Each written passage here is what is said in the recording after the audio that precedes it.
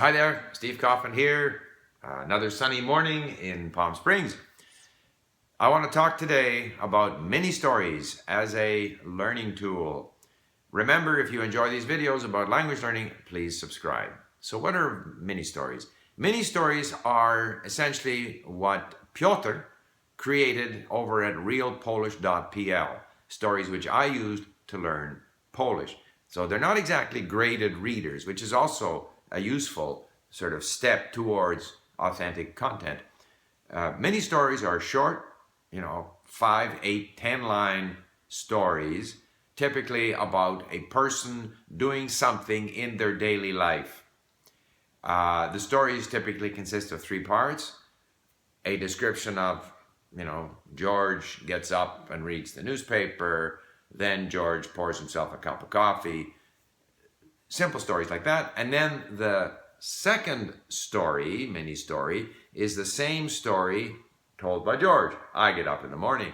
So we have a repetition of the vocabulary. And then the third section consists of questions.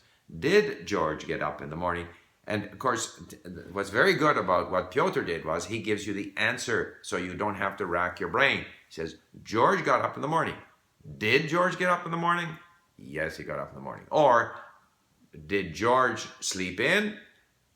No. George got up in the morning. Did George sleep in? No, he didn't. He got up in the morning. So those are the 3 parts. Now, you can vary the formula somewhat, and this is what we have done for these mini stories that, with Piotr's permission, we are creating in English.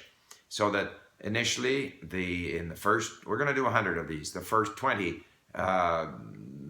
the second section is a different person. So instead of she did this and this, I do this and this. Then we start to introduce different kinds of second stories where we have the first story in one tense and the second story in another tense, and again followed by questions. And as we progress, we introduce more and more concepts like wish, hope, if, ought, should, different aspects of the language. And we try as much as possible to bunch them into different sections so that people can go there, not only when they're learning the language, but also to go and practice some of the basic concepts and structures which continue to cause trouble. Now, here's the pitch. I have had these translated into Greek for my own purposes, and I'm studying them on LingQ. I love them. I think it's very effective.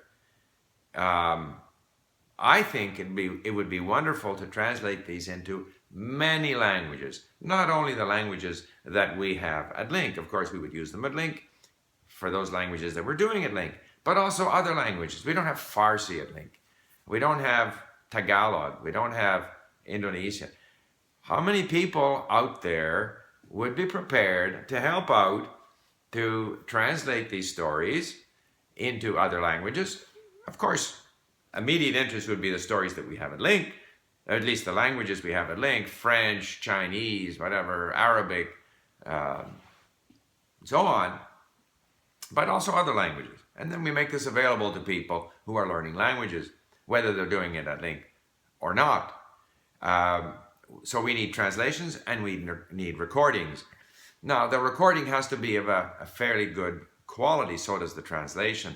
Also, the translation has to be localized. So if the English story talks about Mary and Sam, then the Spanish version has to talk about, I don't know, Consuelo and Jorge. You can't, and then if there are things that culturally don't fit, they have to be changed. Also, while some of the basic concepts, wish, hope, if, ought to, might, they translate into all different languages, but there will be specific language issues in certain languages, and so we may have to develop specific stories for those issues, but always we want them translated into all languages because, of course, at LingQ and elsewhere, the idea that you have a translation in your own language is always helpful, so that if you're going through the story and you look up the words and you've got the words and you still can't make sense of it, then at least you can look at the translation of that story. So, long story short, I would be interested in knowing if there are people out there who would be willing to get involved in this project to develop these 100 mini stories in as many languages as possible to help the language learning world. Of course, we will use these stories at LingQ for those languages that we offer. But the stories themselves would be public domain, including the audio. In fact, all of the audio and text lessons at LingQ are available for free download. So it's only then people who appreciate or value the functionality that we offer at LingQ that would then join LingQ to study these stories, but other people can study them however they want. So please let me know, and thank you for listening. And how to let me know? Just email me. All right, steve@lingq.com. Just email me. All right, thanks for listening. Bye for now.